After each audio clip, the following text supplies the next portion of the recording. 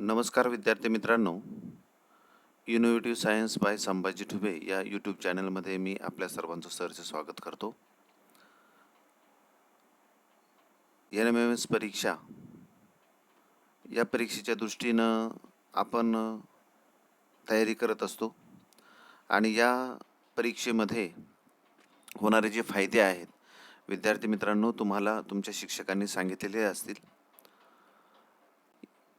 या परीक्षेचं जर स्वरूप आपण पाहिलं तर या परीक्षेमध्ये 2 पेपर असतात.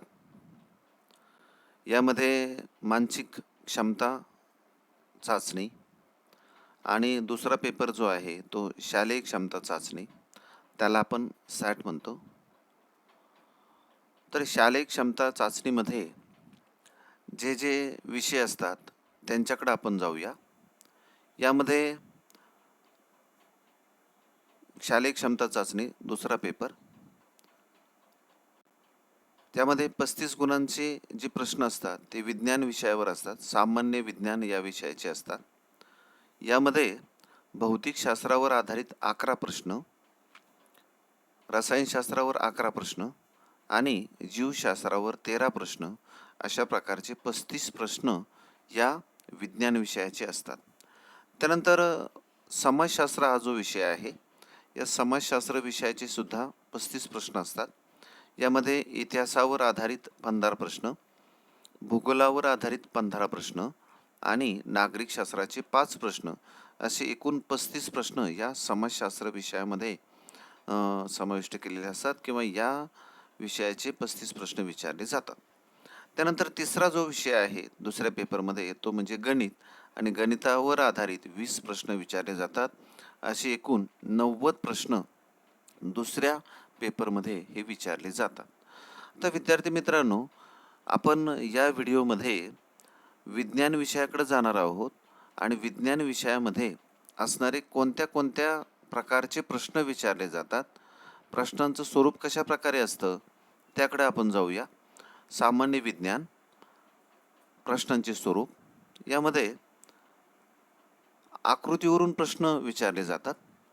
आकृत्यांना नावे द्या किंवा आकृती कशाची आहे त्यासंबंधी किंवा काही भाग दर्शवून त्याचं कार्य हे विचारलं जातं. म्हणजे आकृतीवर आधारित प्रश्न विचारले जातात. त्यानंतर रासायनिक समीकरण पूर्ण करा किंवा रिकाम्या जागी कोणत्या प्रकारची अभिक्रियाकारक किंवा कोणत्या प्रकारची उत्पादितं असतील अशा प्रकारचा प्रश्न हा विचारला जातो. त्यानंतर उपयोजनात्मक प्रश्न विचारले जातात. म्हणजे जो काही घटक आपण अभ्यासलेला आहे या घटकाचा उपयोग दैनंदिन जीवनामध्ये किंवा वेगळ्या पद्धतीनं तो जो प्रश्न आहे तो विचारला जातो. अशा प्रकारच्या प्रश्नांना आपण उपयोजनात्मक प्रश्न म्हणतो. त्यानंतर पुढच्या प्रश्नाचं स्वरूप असतं चुकीची जोडी ओळखा किंवा अचूक जोडी ओळखा. त्यानंतर राशींच्यावर आधारित काही प्रश्न असतात. मग वेगवेगळ्या आपल्या ज्या भौतिक राशी आहेत या राशींची एककं जी आहेत ती एककं SI पद्धतीमध्ये किंवा CGS पद्धतीमध्ये ही जी एककं आहेत ही एककं विचारली जातात. त्यानंतर पुढच्या प्रकारचा प्रश्न असतो गटात न बसणारा शब्द ओळखा किंवा वेगळा घटक ओळखा अशा स्वरूपाचे प्रश्न असतात. त्यानंतर सगळ्यात महत्त्वाचा भाग तुम्हास माहीत आहे का? विद्यार्थी मित्रांनो, तुमच्या पुस्तकामध्ये डू यू नो, तुम्हास माहीत आहे का, हा भाग तुमच्याकडून बऱ्याच वेळेस दुर्लक्षित राहतो. पण लक्षात घ्या, NMS परीक्षेच्या दृष्टीनं तुम्हास माहीत आहे का हा जो भाग आहे चौकटीमध्ये असलेला विद्यार्थी मित्रांनो व्यवस्थित वाचून ठेवा. महत्त्वाचे सण असतील किंवा शास्त्रज्ञाचं नाव असेल किंवा त्यांनी लावलेला शोध असेल तर हे जे महत्त्वाचे शब्द आहेत त्यांच्याखाली अंडरलाईन करून ठेवा आणि लक्षात ठेवण्याचा प्रयत्न करा. त्यानंतर 8वा प्रकार जो आहे शास्त्रज्ञ आणि त्यांनी लावलेले शोध यावर सुद्धा प्रश्न असतात. त्यानंतर पुढच्या प्रकारचा प्रश्न आहे उपकरण व उपयोग. वेगवेगळ्या प्रकारचे उपकरण आणि त्यांची कार्यपद्धती कशी चालते यावर आधारित प्रश्न असतात. त्याचप्रमाणे शाब्दिक उदाहरणं असतात जी आपली बल आणि दाब किंवा प्रकाश यासारखी जी प्रकरणं आहेत या प्रकरणावर आधारित शाब्दिक उदाहरणंही विचारली जातात. तर विद्यार्थी मित्रांनो, आपण या पुढच्या व्हिडिओमध्ये आपण या प्रकारच्या प्रश्नांकडे आपण जाणार आहोत आणि काही महत्त्वाचे प्रश्न या संबंधित असणारे आपण पाहणार आहोत. तर या दरम्यानच्या कालावधीमध्ये विद्यार्थी मित्रांनो, जर युनिव्हर्सिटी सायन्स बाय संभाजी डुबे या चॅनलला जर का तुम्ही सबस्क्राईब केलं नसेल तर सबस्क्राईब करायला विसरू नका. कारण या पुढच्या काळामध्ये असणारे जे NMHच्या संदर्भात असणारे व्हिडिओ जे आहे या चॅनलवरती हे डिस्प्ले केले जातील, त्यामुळे सबस्क्राईब करायला विसरू नका. चला, आपण आकृतीवर कशा प्रकारचे प्रश्न विचारले जातात काही उदाहरण आपण पाहू. यामध्ये एक आकृती दिलेली आहे आणि या आकृतींना ABCD अशी नावं दिलेली आहेत. हरित लवकाच्या आकृतीतील थायलेकॉइड हा भाग ओळखा. आता अशा प्रकारचा प्रश्न असेल तर विद्यार्थी मित्रांनो, जी नावं आपल्याला ज्ञात आहे, जी नावं आपल्याला माहिती आहेत, ही नावं आपण अगोदर या आकृतीमध्ये देऊन घ्यायची. या संदर्भात आपल्याला पर्याय दिलेले आहेत. ABCD असे 4 पर्याय दिलेत आणि याच्यातला थायलेकॉइडचा भाग कोणता आहे तो आपल्याला ओळखायचा आहे. मग आपल्याला जी नावं माहिती आहे, A हा बाह्य आवरण आहे, त्यानंतर B हा जो आहे तो लवककणी आहे, त्यानंतर C भाग जो आहे तो पीठिका आहे आणि D भाग जो आहे तो थायलेकॉइड आहे. अशा प्रकारे कच्च्या स्वरूपामध्ये तुम्ही जर का ही नावं देऊन घेतली तर मात्र चुकण्याची काही शक्यता नाही आणि म्हणून या प्रश्नाचं उत्तर जे आहे ते असेल D, पर्याय क्रमांक 4D. त्यानंतर विद्यार्थी मित्रांनो, आपण पुढच्या प्रश्नाकडे जाऊया. मानवी श्वसन संस्थेतील वायुकोशाचा भाग ओळखा. पुन्हा तेच आपल्याला जे पर्याय दिलेले आहेत ते पर्याय ABCD अशा प्रकारचे 4 पर्याय दिलेले आहेत आणि या ABCD पैकी वायुकोश कोणते ते आपल्याला ओळखायचे. आता आकृतीचं निरीक्षण केल्यानंतर जे भाग आपल्याला ज्ञात आहेत, माहिती आहेत, त्यांची नावं आपण देऊन घ्यायची. त्यामध्ये A जो भाग आहे तो नाकाची पोकळी आहे, नाकपोकळी आहे. त्यानंतर B जो भाग आहे तो घसा आहे. त्यानंतर C भाग जो आहे तो वायुकोश आहे आणि D भाग जो आहे तो फुफ्फुस आहेत. दोन्ही फुफ्फुस आहेत, दोन्ही बाजूला असलेली. मग आपल्याला प्रश्न विचारला की वायुकोशाचा भाग कोणता? तर C जो भाग आहे तो वायुकोशाचा भाग आहे आणि म्हणून आपलं उत्तर येईल C. उत्तर C येईल, तिसरा पर्याय येईल. त्यानंतर पुढच्या प्रश्नाकडे जाऊया. खाली दिलेल्या युरेनियम 235 च्या विखंडनातील A आणि B ओळखा. विद्यार्थी मित्रांनो, आपण इथं जी उदाहरणं पाहतोय अशाच प्रकारचा प्रश्न विचारला जाईल असं नाही. या अगोदरच्या प्रश्नपत्रिकेमध्ये विचारले गेलेले हे प्रश्न आहेत, परंतु याच घटकावर आधारित, याच आकृतीवर आधारित वेगळ्या पद्धतीनं हा प्रश्न सुद्धा विचारला जाऊ शकतो. त्यामुळं यामध्ये कोणते कोणते पर्याय दिलेले आहेत ते आपण पाहू.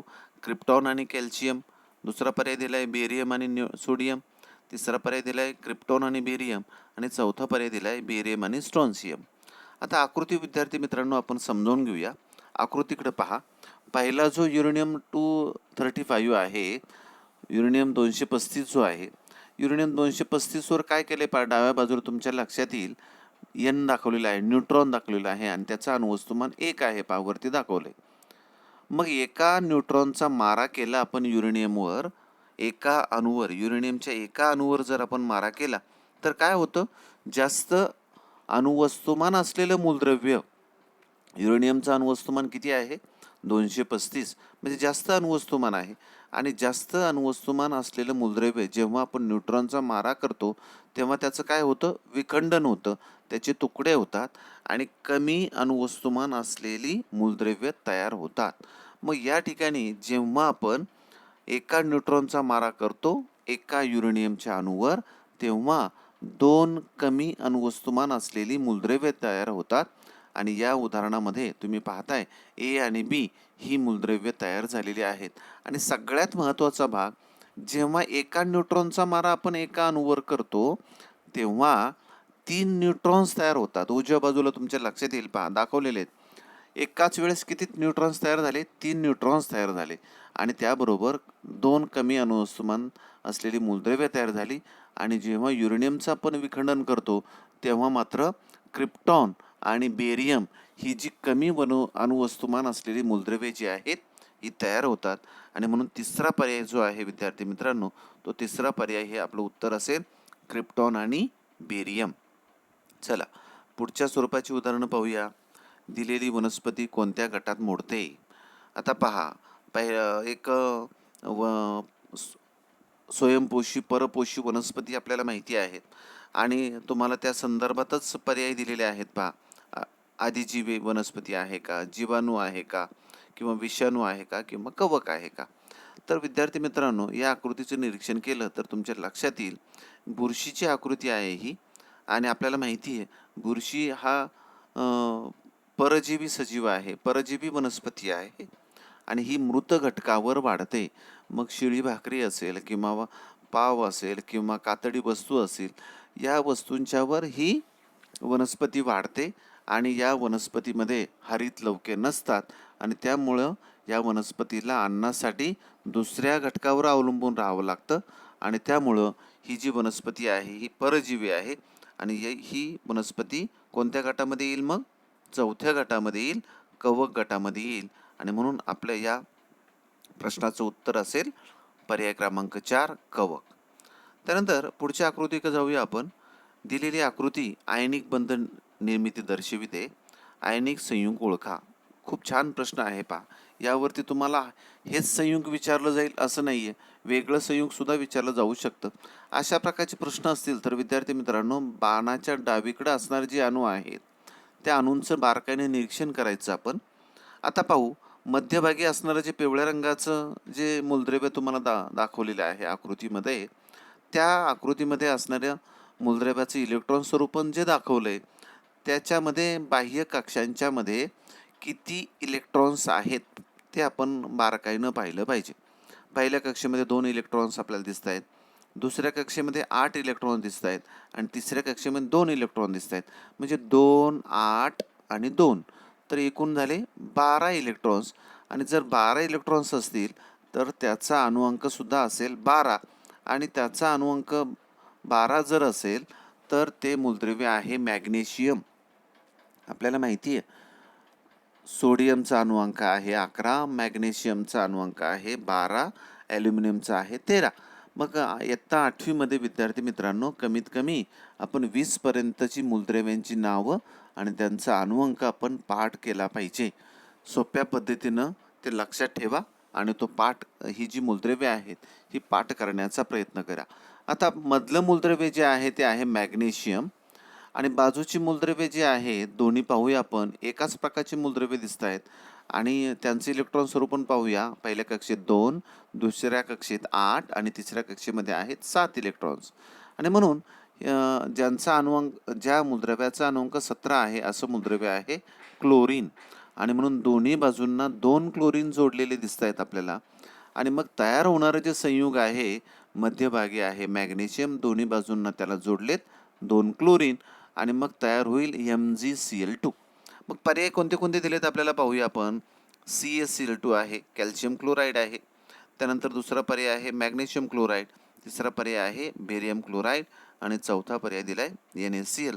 तर आत्ताच आपण पाहिलं तर दुसरा जो पर्याय आहे मॅग्नेशियम क्लोराईड हे उत्तर या प्रश्नाचं असेल. चला पुढची आकृती पाहू. दिलेल्या आकृतीत अचूक नावे दर्शवणारा पर्याय ओळखा.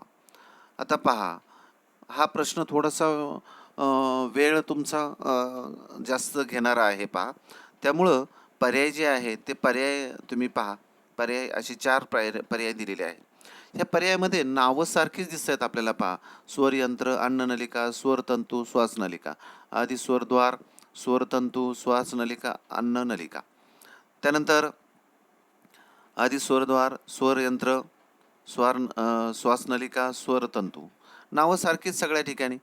आता पहा, त्यामुळं आपल्याला काय करायचं आहे, या अशा प्रकारचा प्रश्न असेल तर ही जी आकृती आहे या आकृतीमध्ये आपण काय करायचं, अगोदर नावं देऊन घ्यायची ABCD.